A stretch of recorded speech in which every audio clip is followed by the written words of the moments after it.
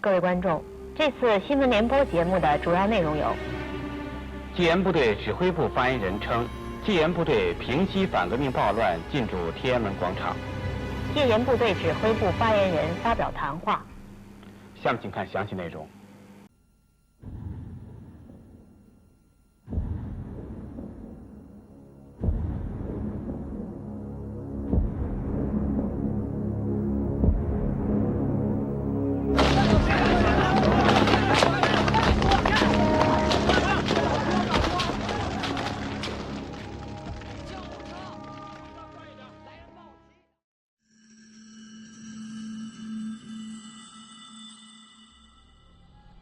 很多人甚至于设施武器都被人家拿去了，也是这个混淆在一起，难分了。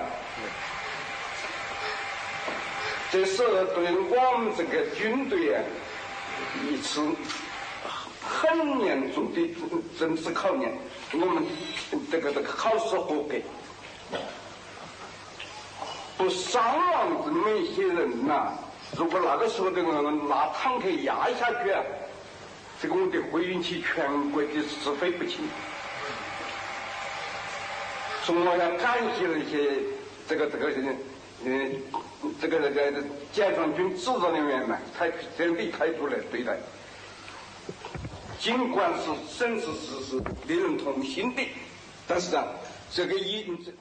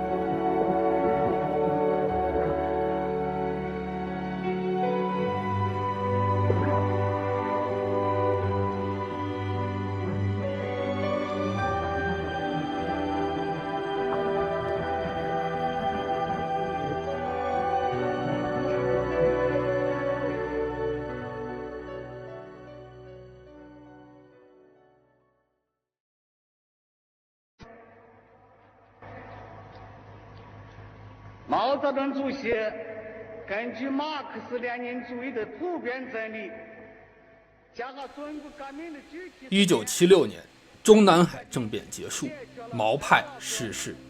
作为温和派的华国锋，在历经2年的路线斗争后，选择了理性的退让。此时，中国地方各省已于文化大革命中建立起了相当程度的独立的政治经济体制，中央的统一力已是岌岌可危。与苏联不同，中国于晚清以降即已经形成了地方高度自治的政治传统，且自周朝以来便诞生了如子产、项羽、淮南子、陈炯明等推崇区域自治的政治思想家，和李斯、杨广、康熙、梁启超等推动中华文明内部认同的当权者与思想家。通过武装暴力强制统合的俄罗斯帝国与苏维埃联盟，却并没有产生能够消解央地矛盾的政治哲学思想。在这样的大背景下，戈尔巴乔夫的激进改革措施必然会触及两个失败之处：一是将权力快速下放给了还没有形成稳定央地关系且并不认同大俄罗斯民族历史地位的加盟国政府；二是没有再让人民与苏联政府的统治时期分享财富，从而以获得政权的合法性。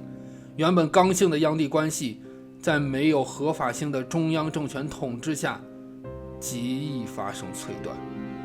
相比之下，晚清王朝、中华帝国、北洋内阁、南京及重庆国民政府时期，在持续1000余年的文明内部相互认同的框架下，5代政府都维持了相当程度的地方自治传统。但是在第一共和国时期，毛泽东政权的激进社会主义改革，导致地方政府逐渐恢复了晚清民国时代持续近100年的区域自治传统。这种传统在1976年高层动荡后变得尤为凸显，甚至出现了一系列的政变传闻。华国锋内阁在与老干部们所组成的改革派和国家解体的潜在威胁下，最终被迫辞职下台。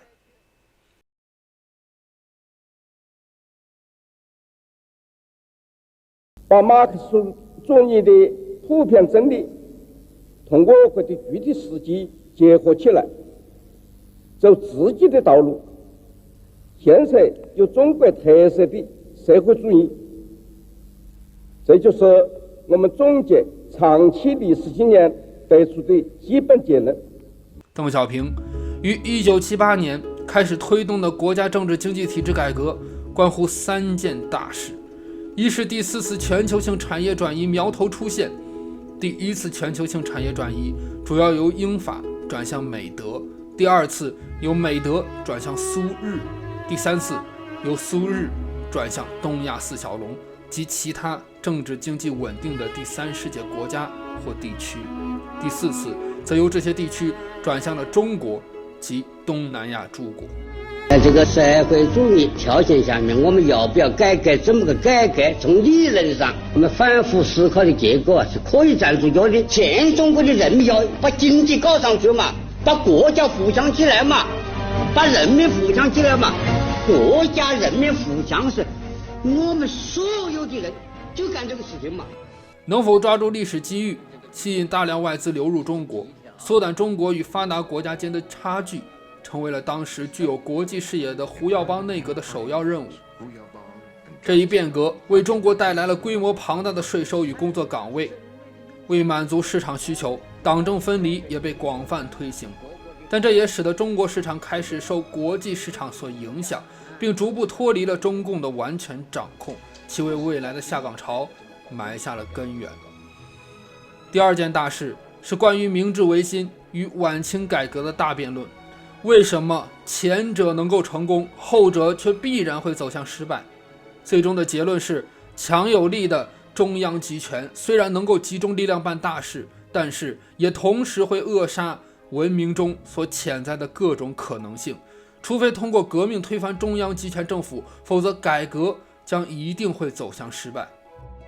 日本南方四藩在幕府时代的足够自由行事的政治经济体制框架下，所优先进行的一系列西化尝试，为日后迅速崛起的日本帝国和日本民主化改革奠定了基础。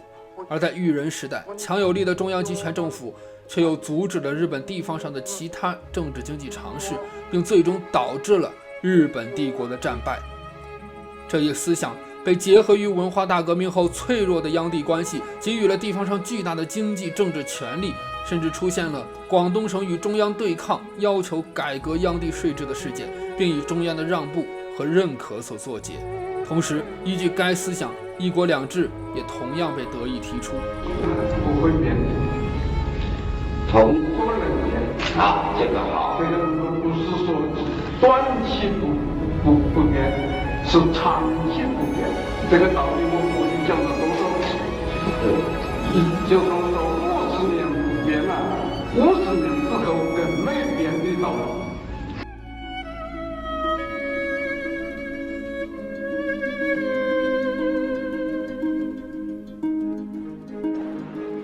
今天恐怕是讲的对我们高级干部来说啊，不是那么很愉快的一些话。现在我们国家面临的一个危机，真正的危机，就是我们要搞4个现代化呀，没有一批年富力强的、有专业知识的干部，这点我们要清醒地顾及到，否则我们搞实话会只变成喊口号的。老同志要让啊，要认真地选接班人，这是个百年大计，也是我们一个战略问题，要有国有民呐，有党啊。第3件大事是任期制的推行。邓小平是全世界共产主义国家中首位提出该主张的国家领袖，但在其一生中，他都未曾担任中国国家主席，而是通过担任军委主席，以间接掌控国家最高权力。实际上，首位于共产主义国家中执行该主张的是江泽民。一，对13年来全党的同志给予我和我们这个领导阶级的支持，表示衷心的感谢。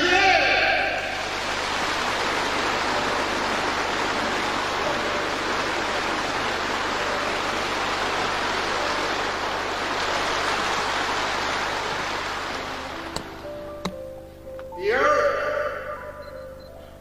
我相信在以胡锦涛同志为总书记的党中央领导下，中国特色社会主义事业一定能够开创新的局面，我们党和国家的发展前景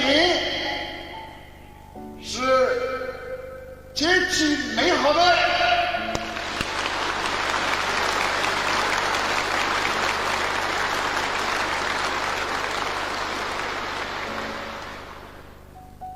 希望同志们团结一致，艰苦奋斗，为党和人民的事业做出新的贡献。谢谢大家。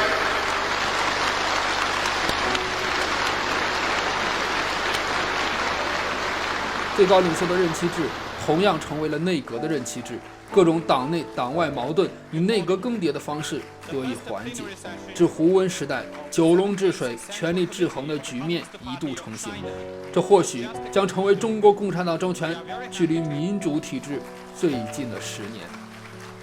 在邓小平时代，中国的保守派处于全面的守势中，相比于毛时代的一部办法律治天下，邓时代的国家法律建设于各方面都开始走向常轨，成为法治国家，预备民主立宪改革，使1980年至1986年间的胡耀邦内阁表现出了激进的自由化改革的趋势。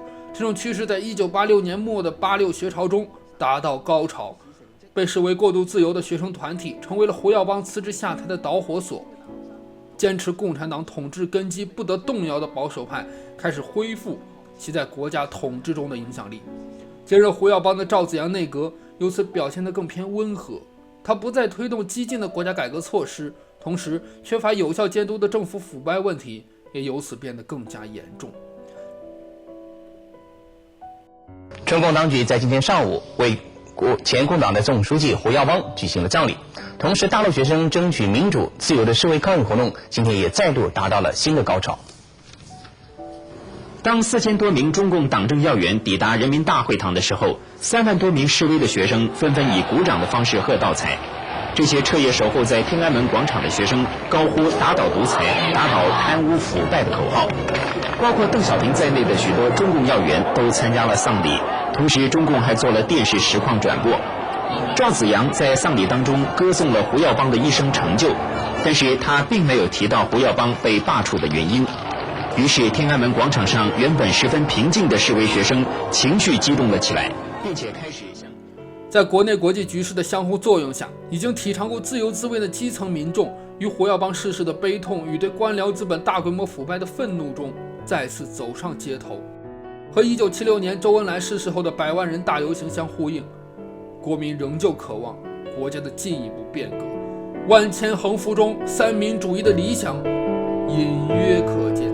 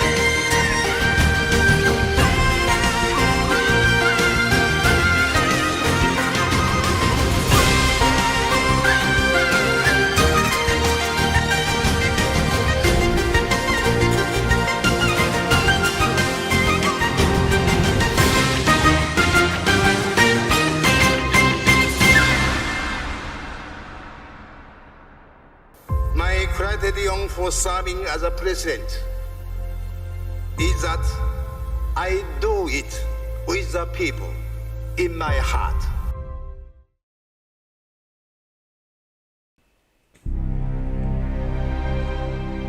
自1976年至1999年间，中国共产党政权遭遇了一系列的震撼。中国由共产主义国家相继过渡到了社会主义国家及此后的民族主义国家。国家解体和政党失势后的残酷可能性，令东亚的共产党政权纷纷回归了保守派路线。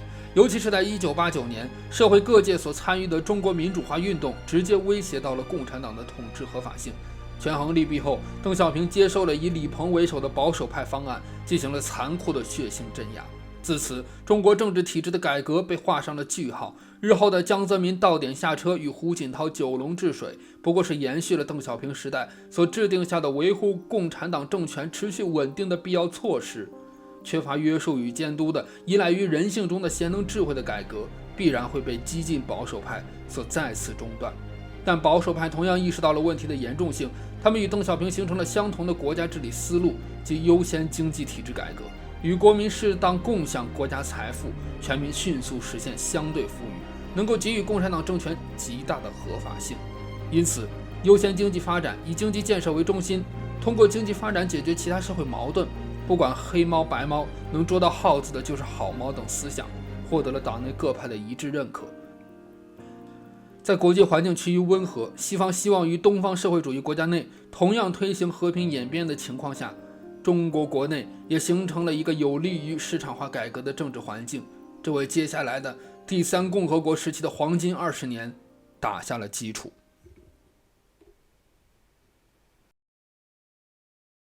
风沙蔓延，扰乱青天，担心照明月。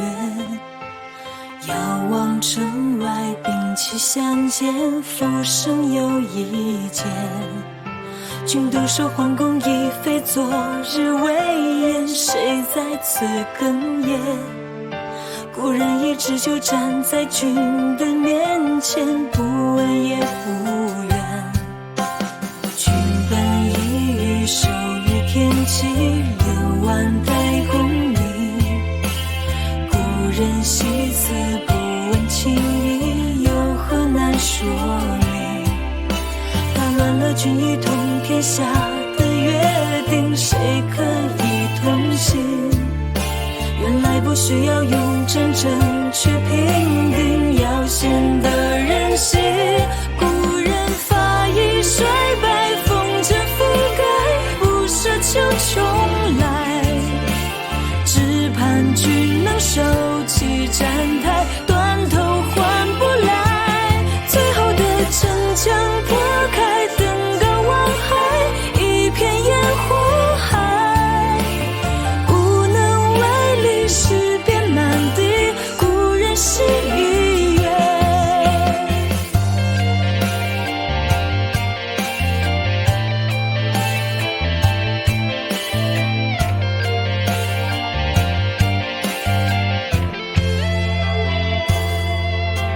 君本已于手于天际，6万代功名。故人惜词不问情意，有何难说明？打乱了君一统天下的约定，谁可以同行？原来不需要用真正去评定，要显得人心。故人发一衰败，风尘覆盖，不奢求重来。只盼君能收起站台，断头换不来。最后的城墙破开，登高望海，一片烟火海。无能为力，事变满地，故人心已远。所以会体会对此天下无罪。没有人看那岁月，无人看君落